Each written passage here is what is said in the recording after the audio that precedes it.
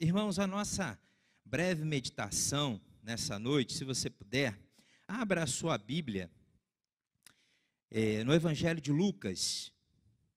Lucas capítulo 15, um texto conhecidíssimo, ao qual nós vamos meditar um pouco sobre ele nessa noite, dentro daquilo que Deus colocou para cada um de nós, colocou no meu coração, e eu gostaria de trazer para cada coração aqui, pedir que Deus nos fale através do seu texto. Evangelho de Lucas, capítulo 15, a partir do verso 11. Amém? Capítulo 15, a partir do verso 11. Diz assim a palavra do nosso Deus. Certo homem tinha 2 filhos. O mais moço deles disse ao pai: Pai, dá-me a parte dos bens que me cabe. E ele lhes repartiu os haveres. Passados não muitos dias, o filho mais moço, ajuntando tudo o que era seu, partiu para uma terra distante e lá dissipou todos os seus bens, vivendo dissolutamente. Depois de ter consumido tudo, sobreveio àquele país uma grande fome, e ele começou a passar necessidades. Então, ele foi e se agregou a um dos cidadãos daquela terra, e este o mandou para os campos a guardar porcos. Ali desejava ele fartar-se das alfarrobas que os porcos comiam, mas ninguém lhe dava nada. Então, caindo em si, disse: Quantos trabalhadores de meu pai têm pão com fartura, e eu aqui morro de fome. Levantar-me-ei, irei ter com o meu pai, e lhe direi: Pai, pequei contra o céu e diante de ti, já não sou digno ser chamado teu filho. Trata-me como um dos teus trabalhadores. E levantando-se foi para o pai. Vinha ele ainda longe, quando o seu pai o avistou e, compadecido dele, correndo, o abraçou e o beijou. E o filho lhe disse: Pai, pequei contra o céu e diante de ti, já não sou digno de ser chamado teu filho. O pai, porém, disse aos seus servos: Trazei depressa a melhor roupa, vestiu, pondo-lhe um anel no dedo e sandálias nos pés. Trazei também e matai o novilho cevado, comamos e regozijemo-nos, porque este meu filho estava morto e reviveu, estava perdido e foi achado. E começaram a regozijar-se. Pai, muito obrigado pela tua palavra, que por si só é santa, pura e perfeita. Que nesse momento o teu Espírito Santo sonde o meu coração e o nosso coração, e que o Senhor faça a aplicação daquilo que o Senhor desejar a cada necessidade, a cada expectativa, a cada alegria, a cada ansiedade nesta noite, a começar em mim, em nome de Jesus. Amém. Irmãos, nós aqui lemos a terceira de uma série, poderíamos dizer assim, de 3 parábolas, embora um número pequeno no sentido de quantidade, a respeito dessas 3 parábolas que se relacionam. Nós podemos ver isso no decorrer do capítulo 15. Primeiro, a parábola da ovelha perdida. A segunda parábola, a parábola da dracma perdida. E a terceira, a do filho perdido. Irmãos, o tema central dessas 3 parábolas, sem sombra de dúvida, é o anelante amor do Pai pelos perdidos. E aqui nós vemos na introdução do capítulo 15, que Jesus sofria ali algum tipo de assédio em relação aos escribas e fariseus. Por quê? Entre eles, a crítica em relação a Jesus, por conta de que Jesus comia com os publicanos e pecadores. Então, o tempo todo eles assediavam Jesus, falando mal de Jesus por receber, comer e se relacionar com essas pessoas. Para aqueles dias, irmãos, essas pessoas eram vistas como pessoas de má reputação, que viviam em desacordo com as normas estabelecidas pelos rabinos. Então, para eles, judeus de raiz, por assim dizer, aquela prática de Jesus era uma prática inaceitável. Comer e beber com pessoas que não estavam dentro de um padrão na sociedade. Então, irmãos, receber esse tipo de pessoa, nem pensar. Comer com esse tipo de gente era ultrajante, um escândalo. Mas devemos lembrar do que Marcos 2,17 nos alerta. E Jesus explica o motivo de comer e beber com aqueles chamados pecadores. Marcos 2,17 nos diz assim: e Jesus, tendo ouvido isto, ou seja, aquele murmúrio a respeito dele comer e beber com aqueles ditos pecadores, Jesus diz-lhes: os sãos não necessitam de médicos, mas sim os que estão doentes. Eu não vim chamar os justos, mas sim os pecadores ao arrependimento. Então, o que Jesus faz ao se aproximar desses homens, dessas mulheres, das pessoas que estavam ao seu redor para lhe ouvir, é trazer-lhes luz diante da miserabilidade dos seus pecados. E o interessante é que o que Jesus quer alertar àqueles escribas e fariseus, que apesar deles estarem talvez numa condição social diferente daqueles pecadores aos quais eles chamavam, espiritualmente estavam todos no mesmo barco, homens e mulheres necessitadas da graça de Deus. Então, irmãos, diante dessa crítica, come com pecadores, Jesus propõe então essas 3 parábolas, e dentre elas a mais comovente de todas que nós escolhemos para essa noite, o filho pródigo. E Jesus então, irmãos, vai apontar aqui algumas questões a respeito daquilo que ele passou para o público que lhe ouvia naqueles dias. Primeiro, irmãos, eu quero compartilhar 3 passos ou 3 degraus que devemos evitar a respeito do que acontece com este filho chamado pródigo. Irmãos, a primeira coisa que eu quero observar com você, se você tiver com a sua Bíblia aberta, e mantenha, se possível, porque nós vamos voltar ao texto com muita frequência. O versículo 12, ele diz assim: o mais moço deles disse ao pai: Pai, dá-me a parte dos bens que me cabe. E ele lhes repartiu os haveres.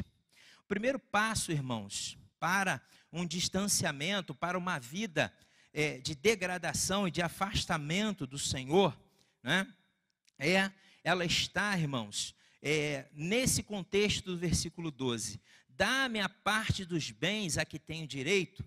Embora naqueles dias fosse possível o adiantamento da legítima, daquilo que cabia ao herdeiro, né, com a morte do seu pai, era possível sim adiantar uma parte, ainda que o pai estivesse em vida. Mas com essa atitude de pedir a parte que lhe cabia, segundo Hernandes Dias Lopes, comentando esse texto, ele vai dizer o seguinte: aquele jovem estava dizendo para aquele pai: melhor é que fosse que o Senhor estivesse morto para que eu pudesse conduzir a minha vida da maneira que eu quero. Então, a primeira coisa que eu aprendo, irmãos, num processo de afastamento da casa e afastamento de Deus, o primeiro lugar em que as pessoas se afastam de Deus é em seus corações. E eu quero chamar a sua atenção para cuidar bem do seu coração, porque o primeiro passo acontece no coração. Porque quando ele pede a parte dos bens, ele está dizendo para aquele pai: Pai, para mim, num sentido figurado, o Senhor já está morto. Então, o primeiro passo e o primeiro cuidado que eu aprendo com esse jovem, num sentido negativo, né, é de que eu tenho que cuidar do meu coração, porque o primeiro lugar de afastamento se dá dentro do meu coração. Quando alguém chega para conversar, por exemplo, com o pastor Mauro, com o pastor Renato, diz assim: eu vou embora dessa igreja, eu não quero mais estar aqui. O desligamento, o afastamento daquela pessoa aconteceu há alguns dias, alguns meses atrás, porque ele não cuidou do seu coração. Ele não está se desligando da igreja porque o som é alto, o som é baixo, o banco é alto. Ele está se desligando porque há muito tempo ele já se desligou em seu coração. Olha que interessante, irmãos. O que Deuteronômio 6, versículo 5 vai nos dizer? Amarás o teu Deus de quê? De todo. Presta atenção nessa palavra. De todo. Sabe o que Moisés está passando ao povo? Amarás o Senhor teu Deus com inteireza de coração.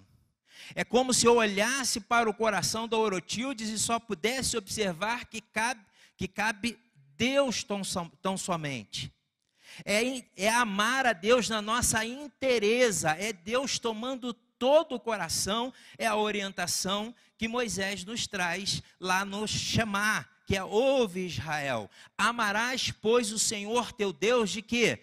De todo, com inteireza, porque se eu não amar a Deus com inteireza de coração, certamente lugar pode sobrar para que o pecado me afaste do Senhor. Jeremias 17, 19 vai nos orientar a respeito do nosso coração. Enganoso é o coração mais que todas as coisas, e perverso, quem o conhecerá? Enganoso é o nosso coração se não estiver firmado na inteireza de Deus. Porque Deus, Ele não vai me enganar, Ele não vai me deixar falhar, mas o meu coração é enganoso para acreditar em coisas falíveis, achando que elas são infalíveis, enquanto infalível é só o nosso Deus. Então, o primeiro passo é o afastamento daquele jovem do seu coração, a despeito do seu pai. Talvez em algum dia ele tenha olhado para a janela do mundo e alguma coisa tenha encantado aquele jovem a ponto dele afastar o seu coração do seu pai, que é justo, que é misericordioso, que é bondoso. A segunda coisa que eu aprendo com esse jovem de forma negativa, não aprendo no sentido de praticar, mas de evitar. O segundo passo para um afastamento, irmãos, é procurar apagar tudo aquilo que te liga a algo ou a alguém. Eu vou repetir. O segundo passo para um afastamento é você tentar apagar a sua história, apagar tudo aquilo que te liga a uma situação ou uma circunstância. Olha o que diz o verso 13. Passado não muitos dias, o filho mais moço faz o quê? Ele ajunta tudo o que é seu e parte. Sabe o que ele quer fazer? Ele não quer deixar nada para trás que o ligue à sua história, que o ligue às suas origens, que o ligue ao seu pai, que o ligue a alguma situação na sua vida. Então a segunda coisa que ele faz é romper com todos os laços que digam respeito à sua história e à sua condição. Então ele pega tudo. Ele tinha a intenção de romper de vez com a sua história, com o seu passado. Levou tudo para não correr o risco de deixar uma âncora que o prendesse a algo ou a alguém. Mas isso tudo nós vamos observar no decorrer do texto, as consequências de nos afastarmos do Senhor, ou afastar o Senhor do nosso coração, nos afastarmos do Senhor a ponto de nos desligarmos totalmente, de não deixarmos nenhuma âncora, algo que nos prenda. O terceiro passo que não devemos seguir, mas aquele jovem o fez, e isso tem uma consequência, depois nós vamos ver também.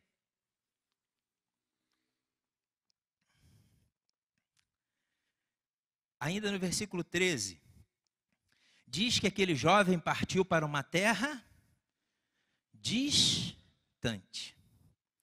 Sabe qual é o problema, pastor? Quando eu vou para um lugar muito longe, é que na hora de voltar, a volta também é o quê? Muito longa. Muito bom, às vezes, a gente viajar, Você sai todo empolgado, aí você viaja 5, 6 horas, às vezes dirigindo, às vezes de avião.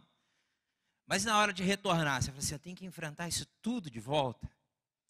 Então, meu irmão, Talvez não seja, espero que não seja o caso de ninguém aqui, o caso de ninguém em casa.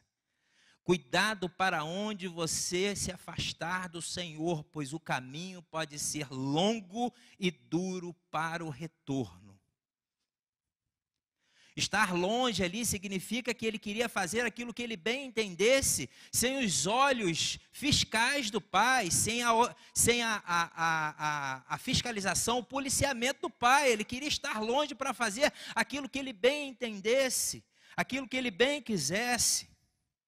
E é muito interessante, irmãos, que esse desejo era para experimentar uma falsa liberdade, que biblicamente nós chamamos de libertinagem.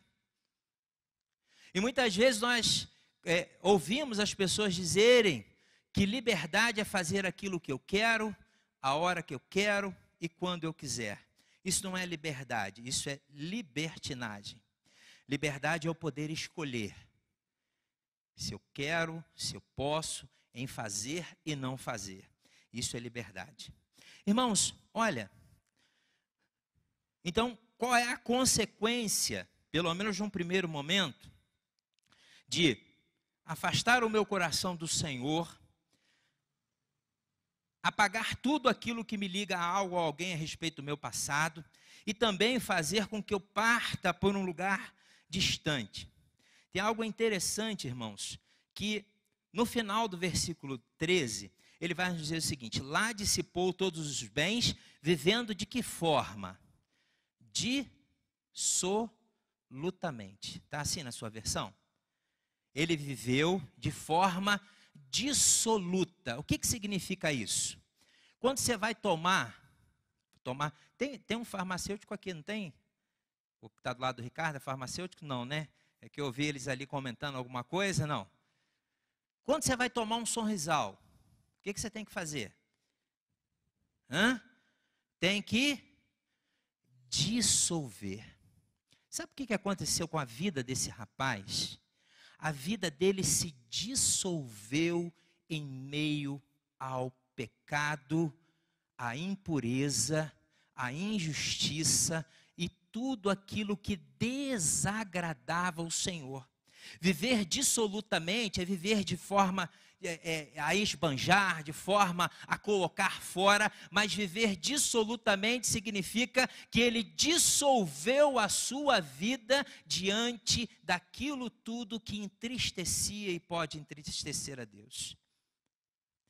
Irmãos, e aquele jovem se dissolveu diante do mundo, diante do pecado, diante de tudo aquilo que ele achava que era importante.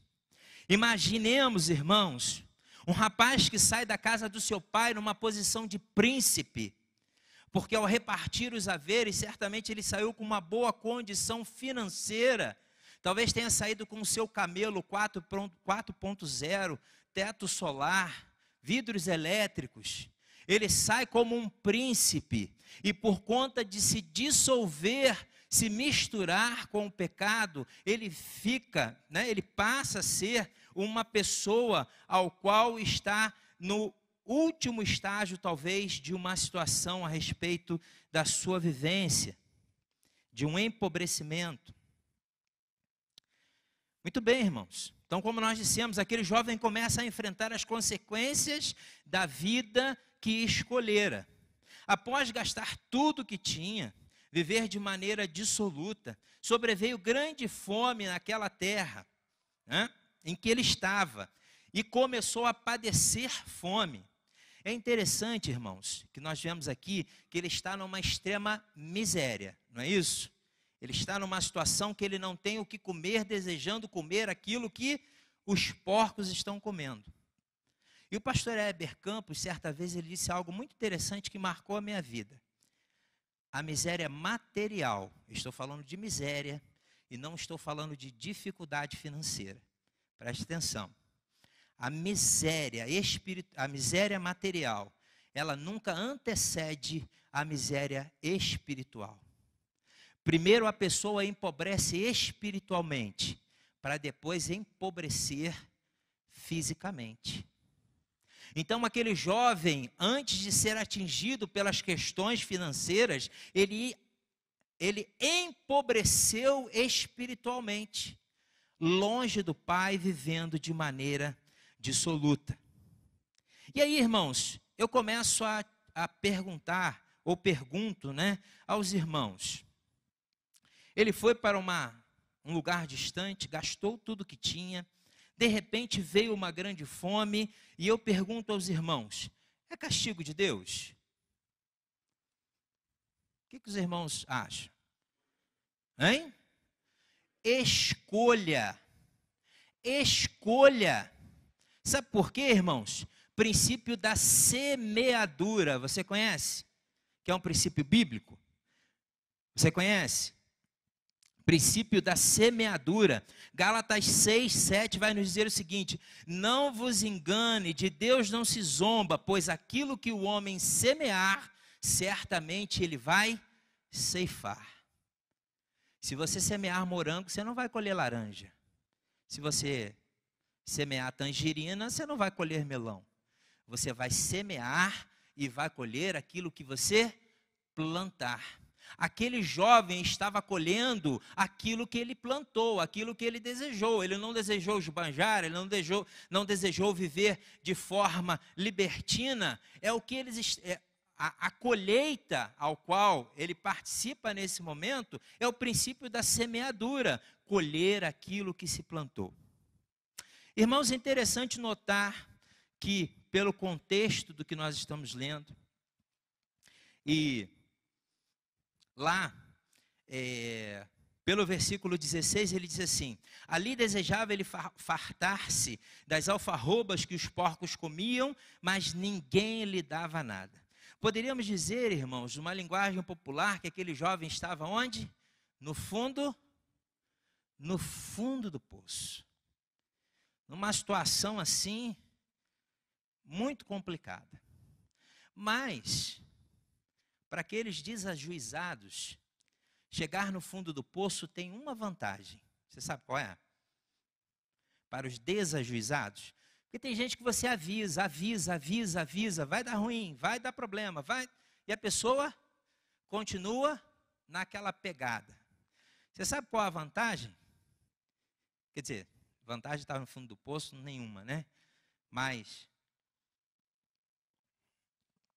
para aquele que você avisa, existe um momento que você olha para baixo, não tem nada.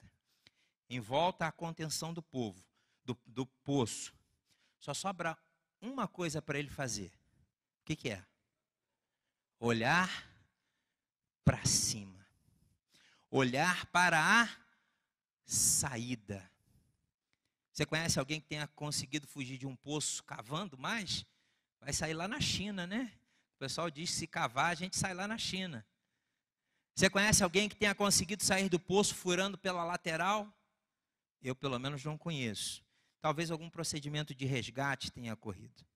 Mas a única vantagem, irmão, se é assim que podemos dizer, de estar no fundo do poço, é que aquele jovem, naquele momento, pôde olhar para cima. E quando eu estava pensando e meditando nisso, me veio o Salmos 121, versículos 1 e 2, que nós sabemos até de cor, não sabemos? Como é que é? Levantarei os meus olhos para onde, irmãos? Para cima. De onde me vem o socorro? O meu socorro vem de onde? Vem do Senhor. Presta atenção à afirmação do salmista. Olha que salvação. Olha que grandeza de salvação. A minha salvação está no Senhor que fez o quê? Céus e a terra. Os cientistas afirmam de que as galáxias, existem muitas galáxias, de que elas são praticamente, ou talvez incontáveis ou infinitas. E diz a Bíblia que o Senhor conhece cada estrela, cada astro pelo seu nome. Olha, o meu socorro não vem ali da esquina, não vem de qualquer um, o meu socorro vem daquele que fez os céus e a terra e tudo que nela há. E aquele jovem percebeu isso. E aí, irmãos, ele continua. No versículo 17 tem uma expressão que eu gosto muito, que diz assim: então caindo em si, né? Caindo em si, ele diz: quantos trabalhadores de meu pai têm pão com fartura e eu aqui morro de fome? Caindo em si, irmãos, em meio da miséria, esse jovem começa a pensar no lar que ele deixara. Aqui, irmãos, o significado desse cair em si, no texto original, ele quer dizer o seguinte: quando ele voltou a si mesmo. Sabe quando você está um pouco aéreo, que você retoma, opa, onde eu estou? Eu estou aqui. Irmãos, eu entendo que caindo em si, eu gosto muito de uma expressão, que é o seguinte: aquele jovem caiu para dentro. Ele caiu para dentro da sua realidade, para o reconhecimento de quem ele era.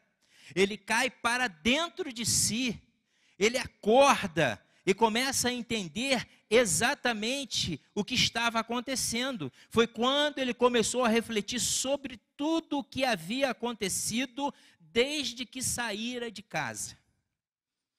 Cair em si é cair na real, como costumamos dizer, é enxergar a realidade, é enxergar exatamente o lugar em que ele estava. Refletindo sobre o seu pai, ele lembrou da bondade que ele tinha com os seus empregados. Ele refletia de como a casa do pai era uma casa farta, de como o pai era generoso, de como o pai era misericordioso. Ele cai para dentro de si e começa a reconhecer de que ele deixou tudo para chegar ao nada. E aí, irmãos, acontece algo maravilhoso a respeito desse jovem. Ele decide fazer o quê? Sem olhar para o texto. Voltar para quê?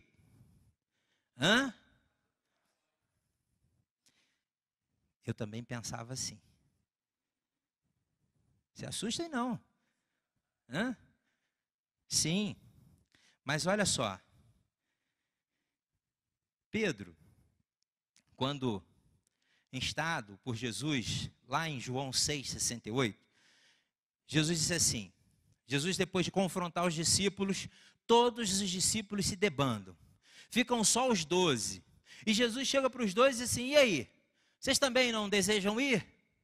E o que Pedro responde? O único que ousa: para, aí é que está, não é para onde, é para quem? Aquele jovem, a semelhança, irmãos, eu quero dizer isso aqui com muito amor e com muito carinho. Aquele jovem, ele diz o seguinte, olha a expressão que está no texto, não são palavras minhas. Quando ele cai em si, ele diz assim: levantar-me-ei e irei ter com quem? Com o meu pai. Porque ele entende que o pai ao qual ele refletiu sobre bondade, misericórdia, grandeza, está acima das circunstâncias. Por isso que quando Pedro responde a Jesus, Pedro não responde para onde, mas para quem. Porque o que me importa é a pessoa de Jesus e não as circunstâncias que podem envolver o meu relacionamento com Jesus. Quando aquele jovem decide voltar, ele quer voltar para o pai, ele quer o braço do pai, ele quer o beijo do pai, ele quer o afago do pai, não propriamente o pão. Será que você entendeu? Ele não quer o pão propriamente, ele quer um abraço, ele quer um beijo, ele quer sentir a segurança de estar nos braços do Pai e não a segurança daquilo que o Pai tem, porque as coisas são efêmeras e passageiras e não nos trazem segurança nenhuma a não ser os braços do nosso Senhor e Salvador Jesus Cristo. Então ele não deseja voltar para casa no sentido material, ele deseja voltar para casa, mas para encontrar com o Pai. O desejo dele era estar com o Pai, e aí começa a acontecer um caminho inverso. Lembra que eu disse que ele afastou o Pai do coração? Agora ele entroniza o Pai e diz assim: mais importante que as coisas do meu Pai é o meu Pai. Amarás o teu Deus de todo o teu coração. Ele ama o Pai, ele volta a amar o Pai de todo coração. Eu não quero ir para a casa do meu Pai apenas para comer, beber, mas eu irei ter com o meu Pai. Assim como Pedro, então, irmãos, responde, João 6,68, para quem iremos? O importa é quem e não para onde, porque Pedro responde para Jesus: só tu tens palavra de vida eterna, só Jesus pode nos dar esse prazer. Irmãos, olha o que ele vai afirmar também a respeito do discurso. Ele vai dizer assim: Pai, pequei contra o céu e diante de ti. Olha que interessante, né? Então, irmãos, o coração desse jovem estava pesaroso por conta do pecado, né? E nos faz lembrar, irmãos, olha o que interessante, Esdras 9, 5 e 6. Olha que interessante, ele vai dizer assim: Pai, pequei contra os céus e contra ti. Uma distância que nós poderíamos colocar física. E Esdras 9, 5 e 6 vai dizer o seguinte: perto do sacrifício da tarde, me levantei na minha aflição, já tendo rasgado as minhas vestes e o meu manto, me pus de joelhos, estendi as minhas mãos para o Senhor, meu Deus, e disse: meu Deus, eu estou confuso e envergonhado para levantar a face diante de ti. Ele estava num momento de contrição, que ele não conseguia erguer os olhos para olhar o Senhor. Então, provavelmente, irmãos, ele estava numa posição, creio eu, de joelhos mais ou menos assim, de adoração, com um olhar cabisbaixo. Sabe por que ele não tinha condições de olhar para o Senhor naquele momento? O próprio Esdras responde: estou envergonhado para levantar a ti a minha face, meu Deus, porque as nossas iniquidades se multiplicam sobre a nossa cabeça e a nossa culpa tem crescido até os céus. Aqui Esdras me dá a impressão de que ele reconhece o seu pecado, e é como se o pecado do povo, o pecado de Esdras, fosse empilhado um em cima do outro, a ponto de chegar aos céus, empilhar os pecados da terra até os céus. Irmãos, e quando eu li isso, no dia seguinte que eu saí, eu fiz assim, ó: meu Deus, os meus pecados empilhados, eles saem da terra e vão até o céu. Que vergonha, né, irmãos? Esdras não conseguia olhar para o Senhor, porque os pecados se empilhavam, se multiplicavam da terra até o céu.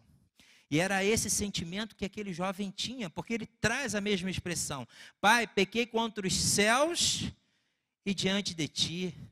Os meus pecados estão empilhados, de forma que eu não consigo olhar para o meu Pai olho no olho, porque os pecados pesavam contra ele. Muito numerosos eram esses pecados, irmãos. Irmãos, deixa eu só traçar um comentário rapidamente. Lembra de que o segundo passo foi levar tudo que tinha para que não tivesse motivo para talvez voltar à casa do pai? É interessante, esse jovem não tinha motivo nenhum que pudesse levá-lo de volta. No sentido, irmão Luiz, do seguinte: às vezes a gente fica meio sem graça, de repente aquele jovem poderia dizer assim: pai, vim pegar minha bicicleta que ficou aí, né? Pai, pegar meu par de sapato. Aí nisso fica lá, dorme uma noite, janta, daqui a pouco a coisa volta ao normal. Mas aquele jovem levou tudo. Ele não tinha nenhum motivo para dizer assim, não, pai, eu vou passar a noite aí, porque eu vou pegar aquela minha camisa que ficou dentro do armário. E aí ele usa a desculpa de quê? Olha, eu vou voltar, nem que seja para trabalhar como um dos trabalhadores do meu pai. Voltar debaixo da humilhação.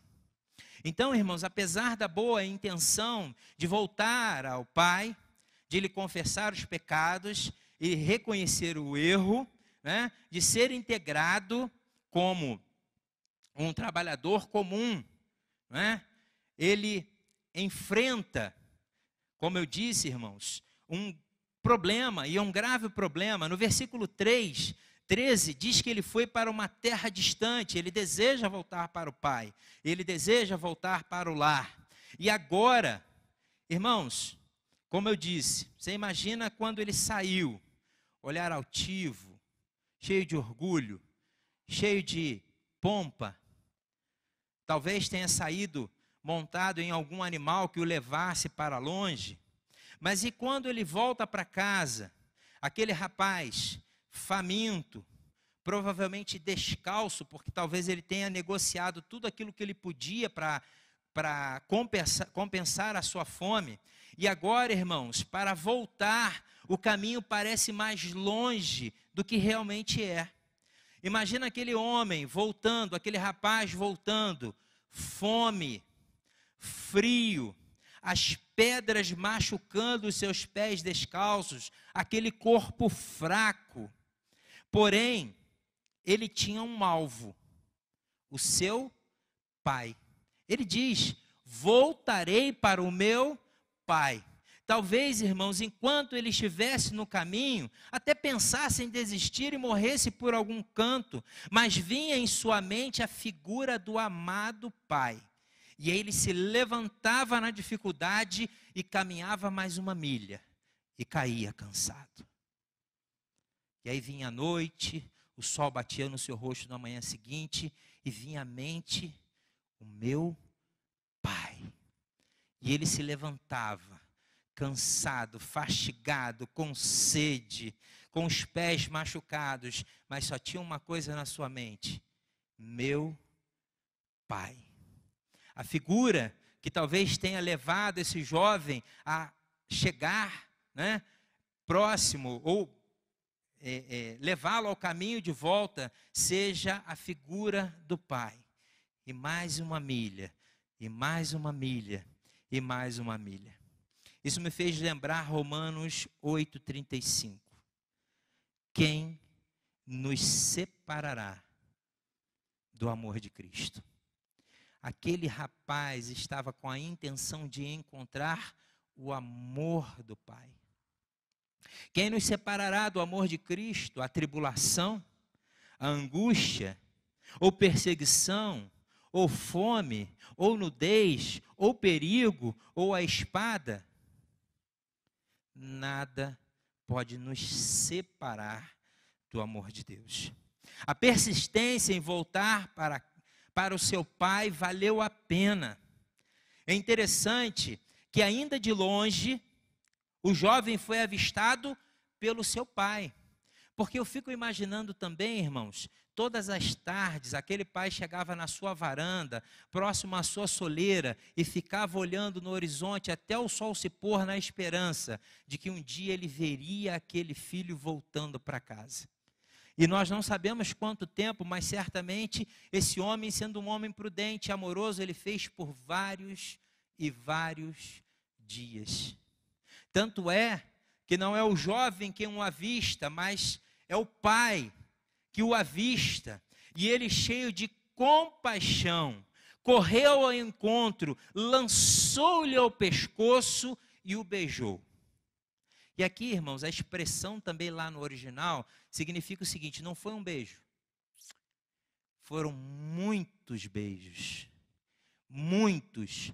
Aquele pai se arrojou ao pescoço e beijou, beijou, beijou. E eu quero refletir com você rapidamente o seguinte: quanto tempo durou esse abraço? Quanto tempo durou esse abraço? Quanto tempo durou esse abraço? Quanto tempo? Dá para imaginar? Aquele abraço e aqueles beijos duraram o tempo suficiente para matar a saudade de talvez alguns anos de afastamento da casa do pai. E eu fico imaginando aquela cena, os rostos molhados em lágrimas, soluço, grito de desespero da alma daquele jovem sendo abraçado pelo seu pai e dizendo para o seu pai: pai, eu pequei. E aquele jovem confessa o seu pecado diante do seu pai. E a Bíblia nos diz, 1 de João, lá pela altura do capítulo 1, se confessarmos os nossos pecados, Ele é fiel e justo para nos perdoar, e o sangue de Cristo nos limpa e nos lava de todo pecado. E essa cena, então, irmãos, durou o suficiente para que um abraço e beijos de ternura pudessem afagar a saudade de um pai amoroso que sabia que o filho voltaria. Irmãos, sabe qual seria a sentença para esse filho, segundo Deuteronômio 21, 18 a 21? Você sabe qual seria a sentença? Você sabe o que deveria acontecer se o pai, ao invés de amor, ele aplicasse justiça? Você sabe? Deuteronômio 21, 18 a 21 eu não vou ler, mas vou rapidamente explicar. Era permitido que o filho, que fosse um filho pródigo, que fosse um filho desobediente a pai e mãe, fosse um filho insubordinado, fosse conduzido pelo pai e pela mãe às autoridades, até a porta da cidade, aos anciãos. Então era apresentado e disse assim: olha, esse jovem aqui não tem mais jeito, ele não nos obedece, ele só apronta. E aí, irmãos, sabe o que Deuteronômio 21, 18 a 21 vai nos dizer? Que os anciãos apedrejavam aquele filho até a morte. Então, ao invés de abraços e beijos, o que estava previsto na lei era a morte. Mas pela misericórdia, aquele jovem encontrou a vida. Ao invés da morte, aquele filho encontrou amor, misericórdia e graça. E para finalizarmos, irmãos, o pai, então, diante daquele grande ardor de retorno, o pai pede a melhor roupa para encobrir a vergonha. Significa encobrir o pecado, fazer justificação. Colocou um anel em seu dedo, significa que aquele pai, diante da confissão do pecado e do arrependimento, devolve àquele jovem a autoridade perdida por se afastar do pai. Calçado nos pés significa que o filho não é mais a semelhança de um escravo ou de um perdido, mas a semelhança de um homem livre, pois os seus pés estão calçados. O pai está dizendo assim: esse meu filho não está mais perdido, ele encontrou o caminho de casa. Irmãos, para que a festa fosse completa, um inocente devia morrer, não é? Olha o que o texto nos diz: trazei e matai o novilho cevado. Aquele inocente que não tinha nada a ver com a história, entra no pedaço e precisa morrer para que a festa seja completa. Te lembra alguém? Existe algum inocente que morreu por mim, por você? Que se entregou voluntariamente? Então, irmãos, apesar do novilho cevado ser uma tradição judaica para aqueles dias, eu entendo que esse novilho cevado vai apontar para um inocente que assume o meu pecado para que a festa fosse completa, porque a festa só se completou quando aquele novilho derramou o seu sangue. E não podemos esquecer que Cristo derramou o seu sangue, o inocente por mim, pecador. E agora, diante do versículo 24, a grande declaração: porque este meu filho estava morto e reviveu, estava perdido e foi achado. E começaram a se regozijar. O filho volta para casa. E eu louvo a Deus porque eu sou um filho que pude ser encontrado, talvez nas mesmas condições. E hoje eu tenho uma nova roupa, eu tenho um anel no meu dedo e tenho sandálias nos meus pés, dizendo que eu sou uma nova criatura em Cristo Jesus. Pai, muito obrigado pela tua santa palavra, por esse episódio tão emocionante, que mostra a nossa pequenez diante da grandeza do teu amor e da tua misericórdia. Muito obrigado porque em meio aos delitos e pecados, mortos, Senhor, nesses delitos, o Senhor nos achou com grandeza e misericórdia. Muito obrigado porque o Senhor nos abraçou. Muito obrigado porque o Senhor aplicou o amor no lugar da justiça. Louvado seja o teu nome, em nome de Jesus. Amém. Deus nos abençoe, irmãos.